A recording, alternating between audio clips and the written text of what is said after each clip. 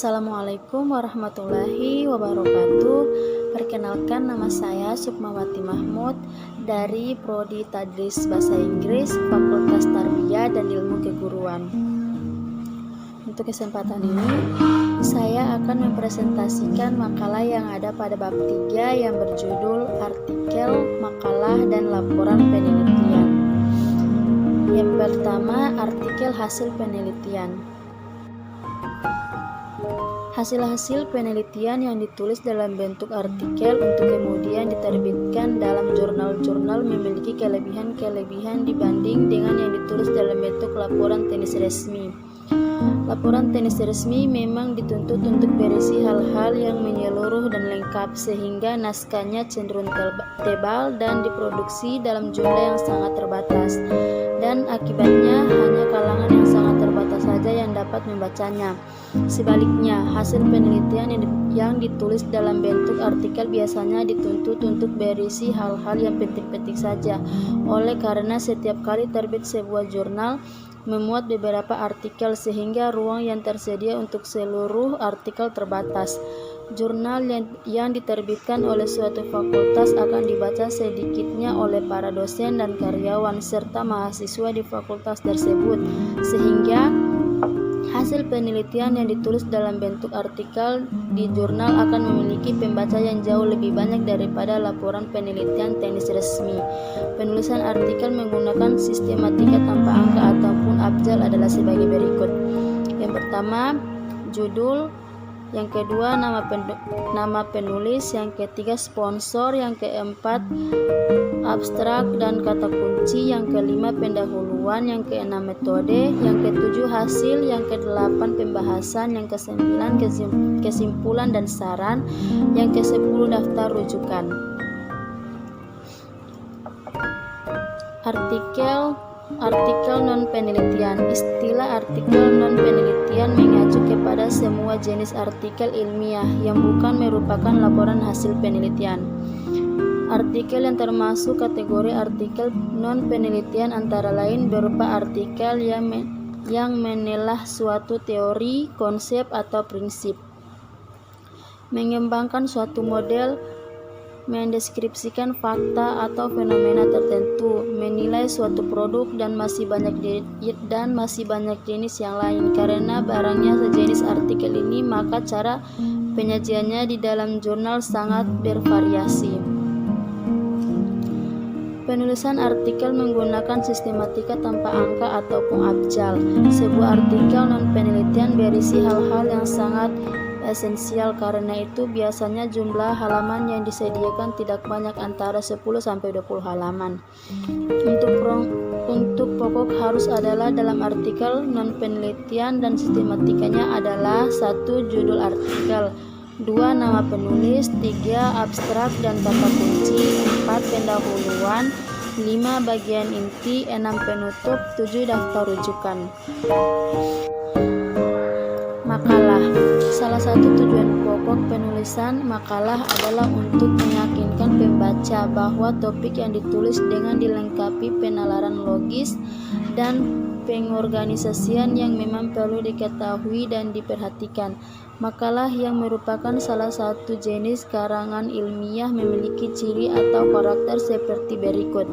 Secara umum, ciri makalah terletak pada sifat keilmiahannya, artinya sebagai karangan ilmiah, makalah memiliki sifat objektif dan tidak memihak, berdasarkan fakta, sistematis dan logis. Isi dan sistematika penulisannya sebagai berikut. Bagian awal, halaman sampul, daftar isi, daftar tabel, dan gambar jika ada. Yang kedua, bagian inti, pendahuluan, latar belakang penulisan makalah, masalah atau topik pembahasan, tujuan penulisan masalah, tes utama, penutup. Bagian akhir, daftar rujukan, lampiran jika ada. Laporan penelitian. Laporan penelitian kuantitatif. Laporan penelitian kuantitatif disajikan secara lugas, objektif, dan apa adanya. Isi pokoknya adalah apa yang diteliti, bagaimana penelitian dilakukan, hasil-hasil, serta kesimpulan penelitian. Sistematikanya sebagai berikut. Bagian awal, hal-hal yang termasuk dalam bagian awal adalah halaman sampul, halaman judul, abstrak, kata pengantar, daftar isi, daftar tabel, daftar gambar, daftar lampiran, daftar lainnya. Bagian inti, bab 1 pendahuluan. Latar belakang masalah, rumusan masalah, tujuan penelitian, hipotesi penelitian, kegunaan penelitian, asumsi, ruang lingkup dan keterbatasan penelitian, definisi istilah atau definisi operasional. Bab 2 kajian pustaka. Bab 3 metode penelitian. Rancangan penelitian, populasi dan sampul, instrumen penelitian, pengumpulan data, analisis data. Bab 4 hasil penelitian, deskripsi data, pengujian hipotesis. Bab 5 penutup, kesimpulan, saran. Bagian akhir, pada bagian ini termuat daftar rujukan, lampiran-lampiran. Laporan penelitian kualitatif. Laporan penelitian kualitatif haruslah mampu memberikan gambaran yang utuh dan konseptual tentang topik yang diteliti. Terdapat 3 model format yang dapat digunakan dalam menulis laporan penelitian kualitatif, yaitu format tahap 1, format tahap 2, dan format bebas. Format bagian awal, halaman sampul, halaman judul, abstrak, kata pengantar, daftar isi, daftar tabel, daftar gambar, daftar lampiran.